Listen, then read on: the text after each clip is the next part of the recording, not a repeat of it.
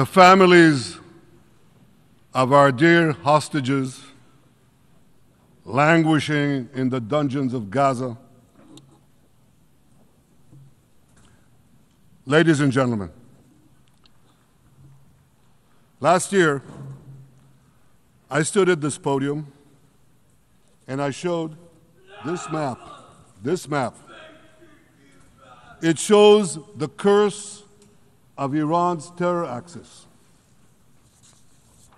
This axis threatened the peace of the entire world. It threatened the stability of our region and the very existence of my country, Israel. Iran was rapidly developing a massive nuclear weapons program and a massive ballistic missile program. These were meant not only to destroy Israel, they were meant also to threaten the United States and blackmail nations everywhere. From Gaza, Yahya Sinwar dispatched waves of Hamas terrorists. They stormed into Israel on October 7th and committed acts of unspeakable savagery. From Lebanon, Hassan Nasrallah had launched thousands of missiles and rockets at our cities, terrorizing our citizens. In Syria, the murderous dictator Assad hosted Iran's forces, tightening a noose of death around our throats. In Yemen, the Houthis launched ballistic missiles at Israel while choking global trade at the mouth of the Red Sea. So what's happened over the past year? We've hammered the Houthis, including yesterday. We crushed the bulk of Hamas's terror machine. We crippled Hezbollah, taking out most of its leaders and much of its weapons arsenal. You remember those beepers, the pagers? We paged Hezbollah. And believe me, they got the message. And thousands of terrorists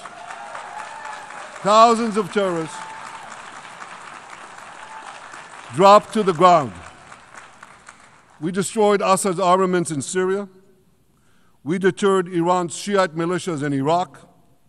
And most importantly, and above anything else that I could say to you or that we did in this past year, in this past decade, we devastated Iran's atomic weapons and ballistic missiles programs.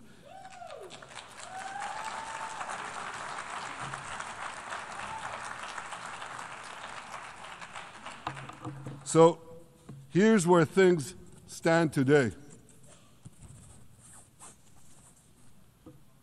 Half the Houthi leadership in Yemen, gone. Yahya Sinwar in Gaza, gone. Hassan Nasrallah in Lebanon, gone. The Assad regime in Syria, gone. Those militias in Iraq, well, they're still deterred. And their leaders, if they attack Israel, will also be gone. And for Iran's top military commanders and its top atomic bomb scientists, well, they're gone too.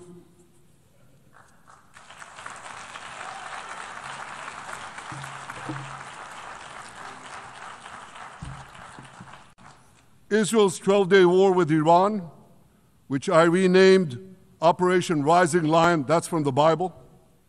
This 12-day war will go down in the annals of military history. Our daring pilots neutralized Iran's missile defenses and took control of the skies over Tehran. And you saw this. Israeli fighter pilots and American B-2 pilots bombed Iran's nuclear enrichment sites. I want to thank President Trump for his bold and decisive action.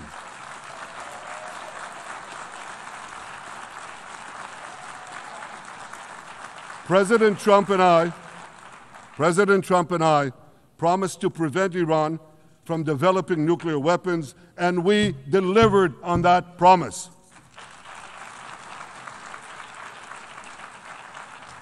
We removed an existential threat to Israel rather, and a mortal threat to the civilized world. We lifted a dark cloud that could have claimed millions and millions of lives. But, ladies and gentlemen, we must remain vigilant. We must remain absolutely clear-minded and vigilant. We must not allow Iran to rebuild its military nuclear capacities. Iran's stockpiles of enriched uranium, these stockpiles must be eliminated. And tomorrow, UN Security Council sanctions on Iran must be snapped back.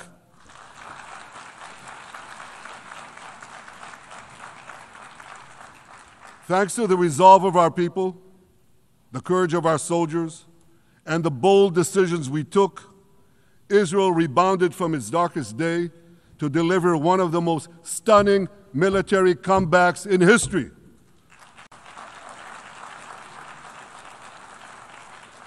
But we're not done yet.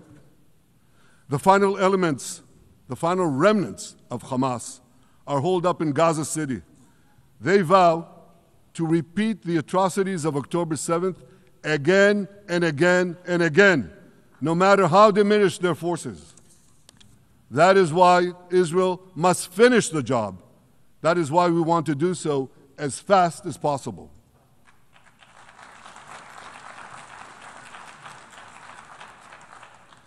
Ladies and gentlemen, much of the world no longer remembers October 7th. But we remember. Israel remembers October 7th. On that day, well, I'll tell you, you can remember October 7th too. You see this large pin here? It's a QR code. What I ask you to do is hold up your phones, zoom in, and you too will see why we fight and why we must win. It's all in here. On October 7th, Hamas carried out the worst attack on Jews since the Holocaust. They slaughtered 1,200 innocent people, including over 40 Americans and foreign nationals from dozens of countries represented here. They beheaded men. They raped women. They burnt babies alive. They burnt babies alive in front of their parents. What monsters. And these monsters took more than 250 people hostage. And those included Holocaust survivors, grandmothers and their grandchildren. Who takes hostage grandmothers and grandchildren? Hamas does.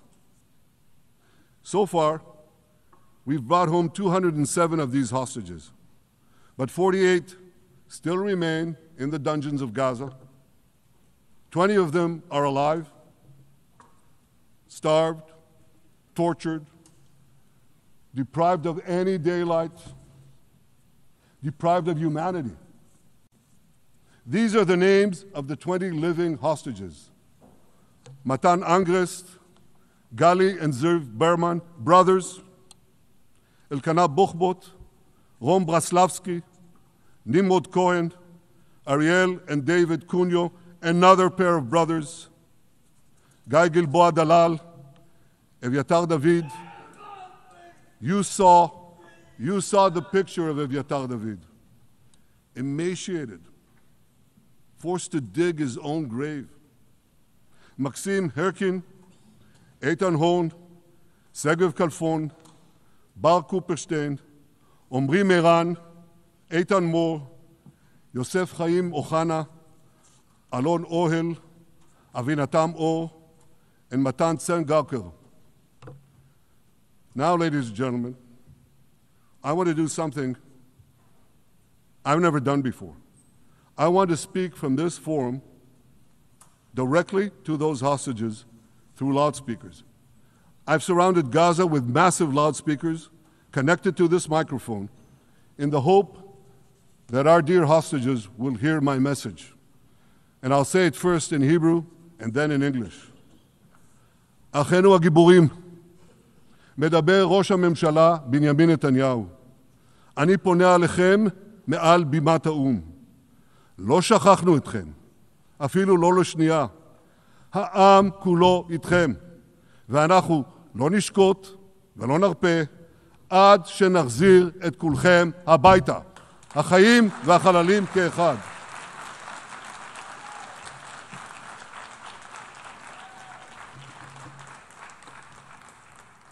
Our brave heroes.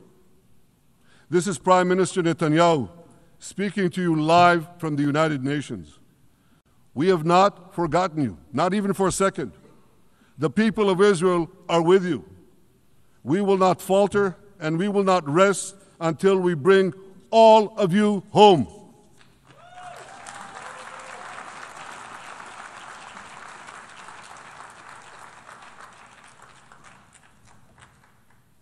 Ladies and gentlemen, thanks to special efforts by Israeli intelligence, my words are now also being carried. They're streamed live to the cell phones of Gazans. So to the remaining Hamas leaders and to the jailers of our hostages, I now say, lay down your arms. Let my people go. Free the hostages, all of them, the whole 48. Free the hostages now.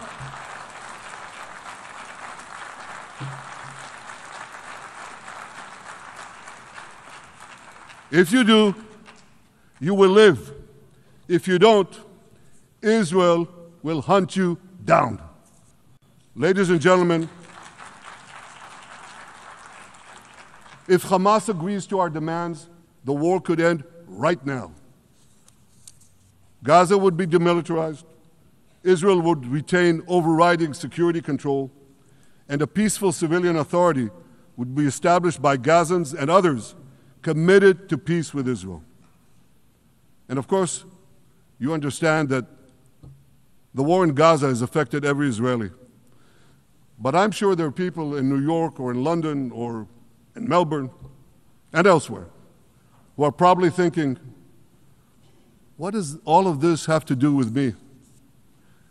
And the answer is everything. Because our enemies are your enemies. So let's do something else. So first at the UN, let's do a pop quiz. And raise your hand if you know the answer. Here's the first question. Who shouts death to America? Is it A, Iran, B, Hamas, C, Hezbollah, D, the Houthis, or E, all of the above? All of the above. Correct, all of the above. Second question. Who has murdered Americans and Europeans in cold blood? Is it A, Al-Qaeda, B, Hamas, C, Hezbollah, D, Iran, or E, all of the above? All of the above. Correct. Again. So here's the point I wanted to make. Our enemies hate all of us with equal venom. They want to drag the modern world back to the past, to a dark age of violence, fanaticism, and terror. I think many of you are already feeling in your own societies the radical Islamist surge. You know, I'm sure you do, you know deep down that Israel is fighting your fight. So I want to tell you a secret. Behind closed doors, many of the leaders who publicly condemn us privately thank us. They tell me how much they value Israel's superb intelligence services that have prevented time and again terrorist attacks in their capitals, time and again saving countless lives. General George Keegan, former head of U.S. Air Force intelligence, once said, if the United States had to gather on its own the intelligence that Israel gives us, we would have to establish 5 CIAs. 5 CIAs. This past June, when Israel struck Iran's nuclear facilities, German Chancellor Merz admitted the truth. He said, Israel is doing the dirty work for all of us. President Trump understands better than any other leader that Israel and America face a common threat. He showed the world that when Iran and its proxies murder Americans, take Americans hostage, shout death to America, burn American flags, and try to assassinate the President of the United States, not once, but twice. He showed them there is a price to pay for all that.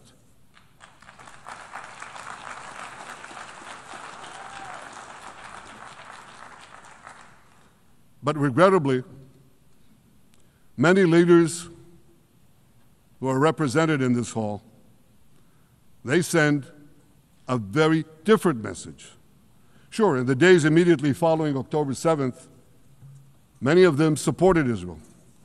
But that support quickly evaporated when Israel did what any self-respecting nation would do in the wake of such a savage attack. We fought back. Now just imagine, just sit back for a second and imagine an attack against America proportioned to the attack against Israel on October 7th. Imagine a regime, a terror regime, dispatching thousands of terrorists to invade the United States. They massacre 40,000 Americans.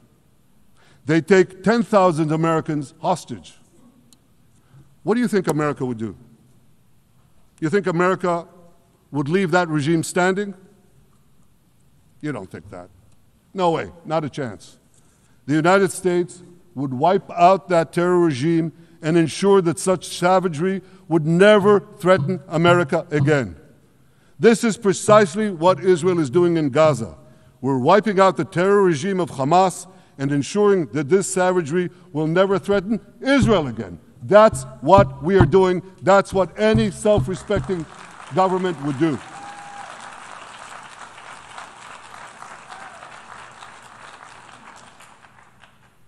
Yet, and it's a yet that I'm sorry to say here, yet over time, many world leaders buckled. They buckled under the pressure of a biased media, radical Islamist constituencies, and anti-Semitic mobs. There's a familiar saying, when the going gets tough, the tough get going. Well, for many countries here, when the going got tough, you caved. And here's the shameful result of that collapse. For much of the past 2 years, Israel has had to fight a seven-front war against barbarism with many of your nations opposing us. Astoundingly, as we fight the terrorists who murdered many of your citizens, you are fighting us. You condemn us, you embargo us, and you wage political and legal warfare, it's called lawfare, against us. I say to the representatives of those nations, this is not an indictment of Israel. It's an indictment of you. It's an indictment of weak-kneed leaders who appease evil rather than support a nation whose brave soldiers guard you from the barbarians at the gate. They're already penetrating your gates. When will you learn?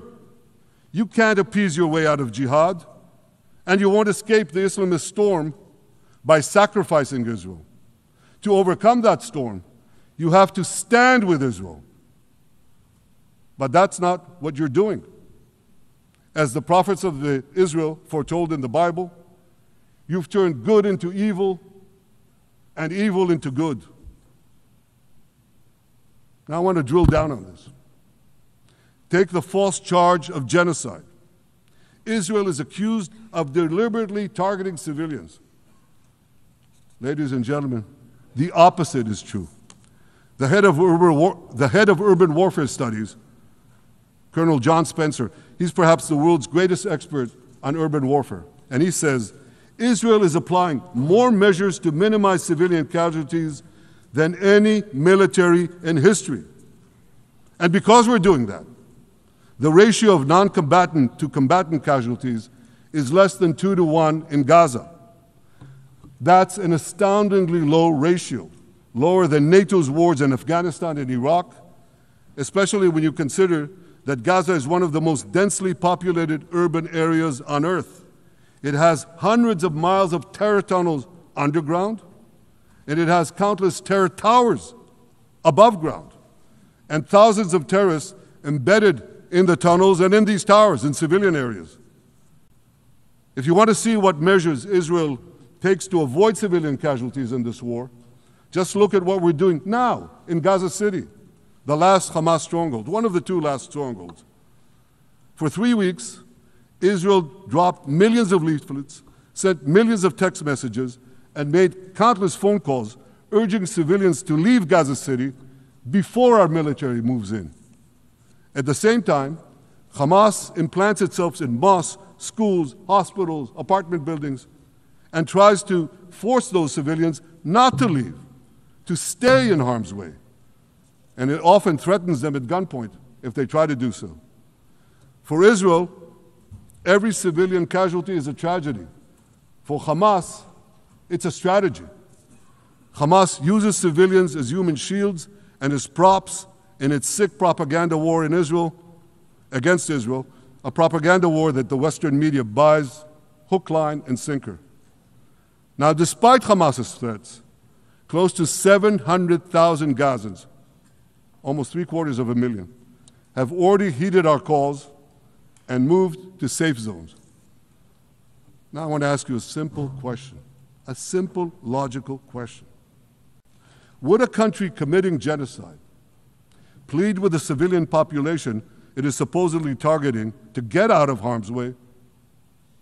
Would we tell them, get out, if we want to commit genocide? We're trying to get them out. And Hamas is trying to keep them in. And this charge is so baseless. The comparison to genocide, wholesale slaughter of populations. What, did the Nazis ask the Jews to leave, kindly leave, go out?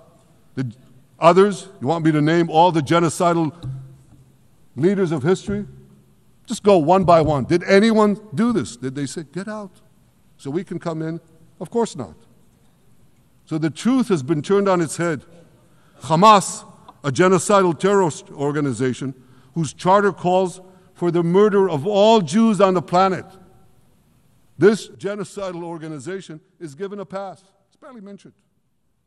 While Israel, which does everything it can to get civilians out of harm's way, Israel is put in the dock. What a joke. You want to hear another one? Israel is accused of deliberately starving the people of Gaza when Israel is deliberately feeding the people of Gaza. Since the beginning of the war, Israel has let into Gaza more than 2 million tons of food and aid. That's 1 ton of aid for every man, woman, and child in Gaza. Nearly 3,000 calories per person per day. Some starvation policy.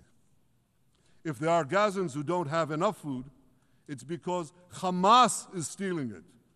Hamas steals it, hoards it, and sells it at exorbitant prices to fight its war machine. Last month, even the UN, not exactly a supporter of Israel. You're supposed to laugh, by the way. Last month, even the UN admitted that Hamas and other armed groups looted 85% of the trucks. That's why you have deprivation. Those who peddled the blood libels of genocide and starvation against Israel are no better than those who peddled blood libels against the Jews in the Middle Ages when they falsely accused us of poisoning wells, spreading plague, and using the blood of children to bake Passover matzahs. Anti-Semitism dies hard. In fact, it doesn't die at all. It just keeps coming back with its libelous lies, refurbished, regurgitated over and over again. And I want to tell you something else. These anti-Semitic lies, they have consequences. In recent months, Jews have been assaulted in Canada, Australia, Britain, France, the Netherlands, and elsewhere. Here in America, an elderly Holocaust survivor was burned to death in Colorado. And a beautiful young couple from the Israeli embassy in Washington was brutally gunned down right in front of the Holocaust Museum there. Thankfully, President Trump's administration is forcefully fighting the scourge of anti-Semitism, and every government here should follow its lead. But instead, many do the opposite. They actually reward the worst anti-Semites on earth. This week, the leaders of France, Britain, Australia, Canada, and other countries unconditionally recognized a Palestinian state. They did so after the horrors committed by Hamas on October 7th. Horrors praised on that day by nearly 90% of the Palestinian population. Now, let me say that again. Nearly 90% of Palestinians supported the attack on October 7th. It's not supported only, they celebrated it. They danced on the rooftops. They threw candies. That's both in Gaza and in Judea, Samaria, the West Bank, as you call it. And it's just the way they celebrated another horror, 9/11. They danced on the rooftops. They cheered. They threw candy. You know what message the leaders who recognize the Palestinian state this week sent to the Palestinians? It's a very clear message. Murdering Jews pays off. Well, I have a message for these leaders. When the most savage terrorists on earth are effusively praising your decision, you didn't do something right. You did something wrong, horribly wrong. Your disgraceful decision will encourage terrorism against Jews and against innocent people everywhere. It will be a mark of shame on all of you. But wait a minute, Mr. Prime Minister, they tell me. Wait a minute. We believe in a two-state solution where the Jewish state of Israel will live side by side in peace with the Palestinian state. There's only one problem with that. The Palestinians, they don't believe in this solution. They never have. They don't want a state next to Israel. They want a Palestinian state instead of Israel. And that's why every time they were offered a Palestinian state, but were required to end the conflict with Israel and recognize the Jewish state, every time, over the decades, they turned it down. And that is why every time they were given territory, they used it to attack us. In fact, they effectively had a Palestinian state in Gaza. So what did they do with that state? Peace? Coexistence? No. They attacked us time and time again. Totally unprovoked. They fired rockets into our cities. They murdered our children. They turned Gaza into a terror base from which they committed the October 7th massacre. So here's the uncomfortable truth. The persistent Palestinian rejection of a Jewish state in any boundary is what has driven this conflict for over a century. It is still driving it. It's not the absence of a Palestinian state. It's the presence and existence of a Jewish state. And I find it amazing that the foreign chancelleries and the ministries and all those who pontificate about this, and the leaders, how can they not see this basic truth when it is repeated again and again and again ad nauseum? And I want to say something else. This rejection of a Jewish state not only applies to Hamas, it also applies to the so-called moderate Palestinian Authority. You should know that the Palestinian authorities pays terrorists to slay Jews. The more Jews the terrorists slay, the more the Palestinian Authority pays. The Palestinian Authority names its government buildings, its public squares, its schools, after the mass murderers of Jews, which they glorify as martyrs. They pay and glorify not just the killer of Jews, but also killers of Christians. Christians like Taylor Force, an American veteran who was brutally murdered in Israel by Palestinian terrorists. But, that I hear from the Western leaders. They tell me, the PA promised us it will reform. And I know this time, Prime Minister, it will be different. Yeah, right. We've heard these promises for decades. They always promise. They never deliver.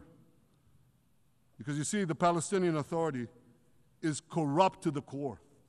They haven't held elections in 20 years. They use the same textbooks as Hamas, exactly the same textbooks. They teach their children to hate Jews and destroy the Jewish state. And Christians don't fare much better. When Bethlehem, the birthplace of Jesus, was under Israeli control, 80% of its residents were Christians. But since the PA took control, that number has dwindled to under 20%. These are the people you want to give a state to? What you're doing is giving the ultimate reward to intolerant fanatics who perpetrated and supported the October 7th massacre.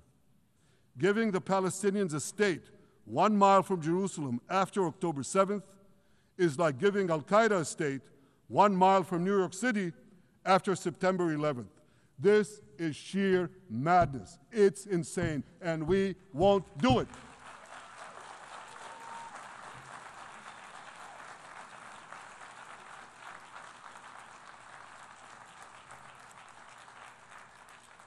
So here's another message to those Western leaders.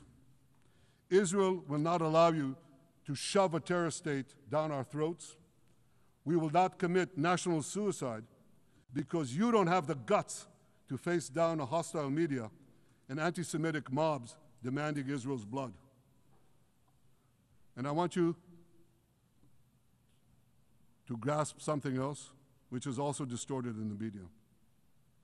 I say this not only in my name or the name of my government, but on behalf of all the people of Israel. Last year, there was a vote in the Knesset, our parliament, whether or not to oppose the imposition of a Palestinian state. You want to guess what the results were? Out of 120 members of our parliament, 99 voted against and only 9 supported. That's over 90%. It's not a fringe group. It's not the prime minister who himself is extreme or he's held hostage by extreme parties to his right. It's over 90% of Israelis. My opposition to a Palestinian state is not simply my policies or my government's policy. It's the policy of the state and people of the state of Israel.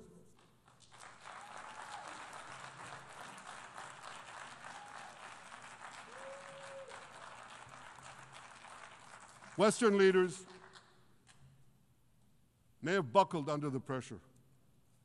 And I guarantee you one thing, Israel won't. Israel's victories over the Iranian... Thank you, I know you won't too, that's good. Israel's victories over the Iranian terror axis have opened up possibilities for peace that were unthinkable 2 years ago. Take Syria. For decades, the very idea of peace between Israel and Syria seemed unimaginable. Well, no more. Today, we have begun serious negotiations with the new Syrian government. I believe an agreement can be reached that respects Syria's sovereignty and protects both Israeli security and the security of the minorities in the region, including the Druze minority. From the founding of Israel, Jews and Druze have been brothers in arms. We have fought together, we've bled together, we built our lives together. When I was a young commander in Israel's Special Forces, My own life was saved by the invaluable advice given to me by a great friend, Salim Shufi, a heroic Druze IDF veteran. And that's why I couldn't sit idly by, nor could Israel sit idly by, while the Druze were being slaughtered by jihadists. And I instructed our forces to stop the massacre, which they promptly did.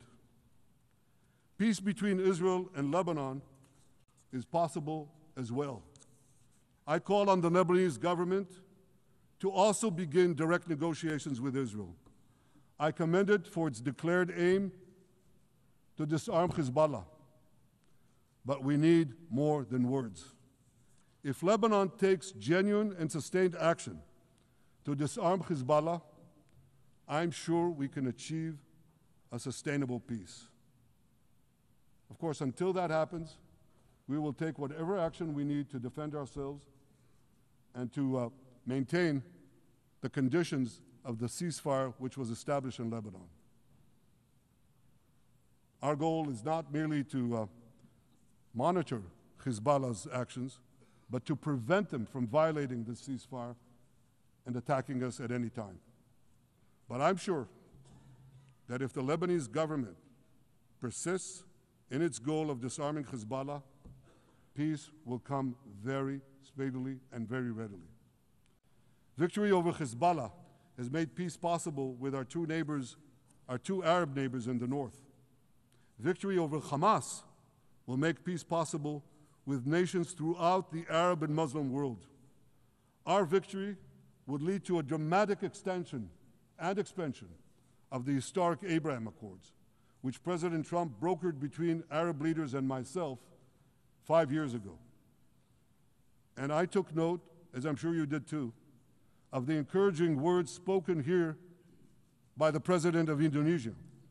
This is the country with the largest Muslim population of all nations.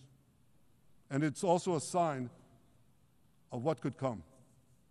Forward-looking Arabs and Muslim leaders know that cooperating with Israel will provide them with groundbreaking Israeli technologies, including in medicine and science, in agriculture and water, in defense and AI, and so many other fields. I believe that in the coming years, the Middle East will look dramatically different. Many of those who wage war on Israel today will be gone tomorrow. Brave peacemakers will take their place. And nowhere will this be more true than in Iran. The long-suffering Iranian people will regain their freedom. They will make Iran great again. And our two ancient peoples,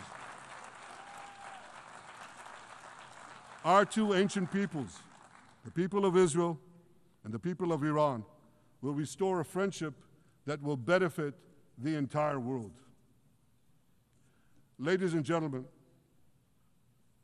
the horrors that happened on one dark day, October 7th, those horrors happened countless times during the centuries of my people's exiles among the nations.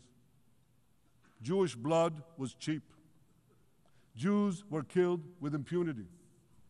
We had to beg others to defend us. The rise of Israel did not mean that the attempts to destroy us would end.